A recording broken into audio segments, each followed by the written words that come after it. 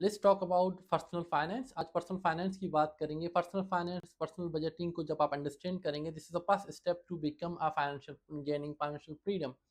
अगर हम इसको दो सेगमेंट में आपकी पर्सनल फाइनेंस को डिवाइड करें, फर्स्ट आपका जो आता है इनकम एंड सेकंड आपकी एक्सपेंसेस, ठीक है। वेदर आपका जो इनकम पोर्शन है, if you are a businessman, what is your primary income, what is your secondary income. आपकी प्राइमरी सोर्स ऑफ इनकम, अगर आप बिजनेस कर रहे हैं तो आपका जो प्राइमरी बिजनेस है उससे आपकी इनकम है। अगर आप जॉब कर रहे हैं तो आपका जॉब जो का जो मेन सोर्स ऑफ इनकम है आपकी जॉब है, वो उसकी इनकम आपकी कितनी है आपने ये देखना होगा। आपका वो आपका प्राइमरी सोर्स ऑफ इनकम होगा। इसी तरह से इफ यू आर स्टूडेंट्स, आप काम नहीं कर रहे हैं लेकिन आपका जो पॉकेट मनी आता है, that's your primary source of income, ठीक है। तो आपने अपनी इनकम को देखना होगा कि मेरा कितना इनकम है। नाउ सेकंड हम आते हैं क्वेश्चन में कि व्हाट्स योर एक्सपेंसेस। हमें एक्सपेंस देखने होंगे अपने कि what's how much percentage of मेरी जो इनकम है वो कौन कौन सी एक्सपेंसेस में जाता है, ठीक है। एक्सपेंसेस में हम आते हैं तो देयर आर, हम डिवाइड करते हैं उनको थ्री डिफरेंट कैटेगरीज में। फर्स्ट कैटेगरीज जो हमारे पास आती है, that's primary expenses. Primary expenses में आपकी यूटिलिटी आ गए, आपके घर का खर्चा आ गया, मेडिकल आ गया, बच्चों की एजुकेशन आ गई, स्कूल की फीस आ गए। तो दीज आर आपकी, अगर घर अपनाने तो घर का रेंट आ गया। तो ये तमाम चीज़ें आपकी प्राइमरी जो है एक्सपेंसेस हैं। आपको इन्हें लिस्ट डाउन करना होगा कि how much of your income, आपकी इनकम का कितना पोर्शन जो है इन चीज़ों में जाता है, जो कि प्राइमरी आपकी जो है एक्सपेंसेस हैं, जिनको आप कभी भी कट ऑफ नहीं कर सकते। They are very, these are necessary. आप इनको कट ऑफ नहीं कर सकते, दे आर प्राइमरी एक्सपेंसेस, ठीक है। यहाँ पर आप कुछ नहीं कर सकते लेकिन आप इनको मैनेज कर सकते हो, इनको लिस्ट डाउन कर सकते हो कि मेरी इनकम का 70%, 50% या 80% क्या इनमें जाता है, इस कैटेगरी में जाता है। नाउ सेकंड जो हमारे पास आता है वो सेकेंडरी एक्सपेंसेस होते हैं। सेकेंडरी एक्सपेंसेस वो हैं जहाँ पर आप बचत कर सकते हो। Let's suppose, specially and middle class की बात करो तो मिडिल क्लास में ये एक्सपेंसेस बहुत बड़ा होता है और यहाँ से ही आपकी बचत की स्टार्ट होती है। लेट्स सपोज, अगर मैं स्टूडेंट्स की बात करूँ तो वो अपनी पॉकेट मनी को बचा बचा के नया आईफोन मॉडल आता है तो आप उसको ले रहे हैं, ठीक है। नया फ़ोन मार्केट में आ गया, आप ले रहे हैं। ब्रांडेड जो है जूते आपने लेने हैं, महंगी महंगी घड़ी आपने लेनी है। तो this is the parts of the expenses जहाँ पर आपकी मोस्ट ऑफ इनकम जा रही हैं। आप 10-10 ब्रांड की जूते आपने रखे हुए होते हैं, तो ये यहाँ से आप देखें कि क्या ये चीज़ें नेसेसरी हैं आपके लिए, ठीक है। क्या आप ज़रूरी है कि जो नया ब्रांड फ़ोन का आता है तो आपको लेना पड़ेगा? नहीं, ये तो ज़रूरी नहीं है।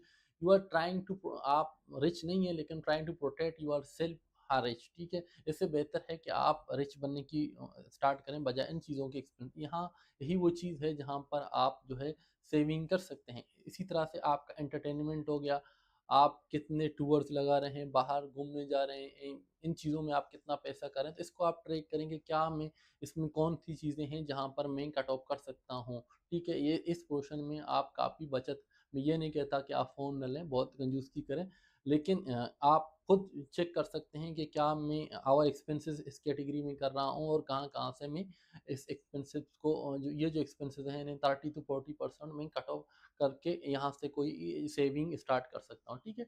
Saving is a past steps, उसके आगे में फिर हम इन्वेस्टमेंट की बात करते हैं। तो आपका थर्ड कैटेगरी होता है, थर्ड कैटेगरी अनहेल्थी एक्सपेंसेस। ये वो एक्सपेंसेस होते हैं जो अनहेल्थी भी होते हैं, जिन्हें हम कर रहे होते हैं, ठीक है। स्पेशली इंडिया एंड पाकिस्तान में बहुत कॉमन है, जैसा यूथ में मावा और गुटखा खाना, सिगरेट खाना और दूसरी तरह की मंशियात का यूज़ करना। तो ये वो एक्सपेंसेस हैं जो आप ट्रैक करें कि मेरी जो इनकम है उसका कितना पोर्शन जो है ये मावा और गुटखा या सिगरेट वगैरह इन अनहेल्थी एक्टिविटीज़ में जा रहा है, ठीक है। तो आप इसको कट ऑफ कर इसको कंप्लीटली एलिमिनेट करें। यहाँ से आपका बहुत बड़ा पोर्शन ऑफ सेविंग आ सकता है। मैं एग्जांपल देता हूँ, ये कराची में मुझे एक नाई मिला, मैं वो मावा बहुत ज़्यादा खाता था। मैंने उससे पूछा कि आप कितने की मावा ऑलमोस्ट खाते हैं? उसने कहा कि ऑलमोस्ट मैं दिन के 700-800 कभी 1000 के भी मावा यूज़ करता हूँ, खा लेता हूँ। तो आई आस्क्ड हिम, सॉरी, कि भई कितने परसेंटेज जो आपकी इनकम है? ही टोल्ड मी कि मेरी जो इनकम है ऑलमोस्ट जो है वो मंथली 35 टू 40,000 से ज़्यादा नहीं है। मंथली ऑलमोस्ट 18 से 20,000 की वो मावा खा रहा था। यू कैन इमेजिन कि उसका 50% ऑफ इनकम एक अनहेल्थी एक्टिविटी में जा रहा है, ठीक है। तो आप इसको कट ऑफ कर सकते हैं इजीली, आप इसको कट ऑफ करके then you have to come from the saving side. Now come again from first side के जहाँ पर हमने बात की थी इनकम की। अब आप इनकम साइड को कैसे आप इंक्रीज करने के बारे में सोच सकते हैं। लेट्स सपोज आप जॉब कर रहे हैं, आप टीचर हैं, तो यू कैन स्टार्ट 2 से 3 घंटे की आप ट्यूशन स्टार्ट कर सकते हैं, ऑनलाइन ट्यूशन दे सकते हैं। अगर आप अच्छे जिम करते हैं तो आप ऑनलाइन जिम की टिप्स दे सकते हैं। इसी तरह से अगर आप हाउस वाइफ हैं तो you can made some home remedies to sell off online gym. अगर आपके घर में अगर आप खुद नहीं कर सकते तो जैसे अगर आप मजदूर हैं, इस तरह की जब जॉब है जो बहुत टफ है, जहाँ पर आपके लिए मुश्किल है कि सेकेंडरी सोर्स ऑफ इनकम ढूंढना, फिर आप अपने घर में जो है आपका जो वाइफ है, आपकी जो बच्चे हैं, उनसे जो है आप कोई ऐसी चीज़ बनवाएं, होम रेमेडीज वगैरह, तो आप जिसको आप मार्केट में सेल ऑफ करके अपनी इनकम साइड को इंक्रीज करें, और यहाँ से इस पोर्शन ऑफ इनकम को सेविंग में यूज़ करके देन यू आगे जब हम इन्वेस्टमेंट की बात करते हैं तो आप उसको कौन कौन सी कैटेगरीज में इन्वेस्ट करेंगे जहां से आपकी फाइनेंशियल फ्रीडम की इब्तदा होगी, ठीक है। If you want to change your substances, जहां पर आप हैं इस कैटेगरी से निकलना चाहते हैं, तो आपको जो अपनी रूटीन है उसको चेंज करना होगा। You must have some extra effort for income side and have to cut off some expenses to make some savings to invest that for the future, and to make gain some more income source of income to increase your wealth and wealth generation। इसी तरह से होती है। एक और expenses है जहाँ पर आप ईएमआई पे जाके, आपके पास इतनी वो नहीं है, सकत नहीं है, आप ईएमआई पे जाके गाड़ी ले लेते हैं, लोन पे गाड़ी उठा लिया। तो जो कार है, according to Robert Kiyosaki the book rich dad and poor dad, this is a liability, ये आपके लिए एसेट नहीं है, क्योंकि आपकी पर्सनल कार आपके एक्सपेंसेस इंक्रीज करेगा। महंगी गाड़ी आपकी एक्सपेंसेस है आपके लिए। एक साहब को मैं सुन रहा था, कह रहा था कि मैंने महंगी गाड़ी है, दैट्स माय एसेट। नहीं, दिस इज अ डिप्रिशिएटिव एसेट, ठीक है। आपने गाड़ी पहन ली, क्या उसकी वैल्यू वही रहेगी? नो। इसी तरह से तो आपने अपनी सेविंग्स को इंक्रीज करना होगा, आपने सेविंग करनी होंगे। सेविंग के बाद फिर हम इन्वेस्टमेंट की बात करेंगे, तो यू कैन, आप खुद ही बेहतर जान सकते हैं कि कौन कौन सी तरीके हैं जहाँ पर मैं अपनी इनकम को बढ़ा सकता हूँ, और कौन कौन से एक्सपेंसेस हैं जिन्हें मैं कट ऑफ कर सकता हूँ। This is must to gain financial freedom, आपके अपने लिए, आपके बच्चों के लिए।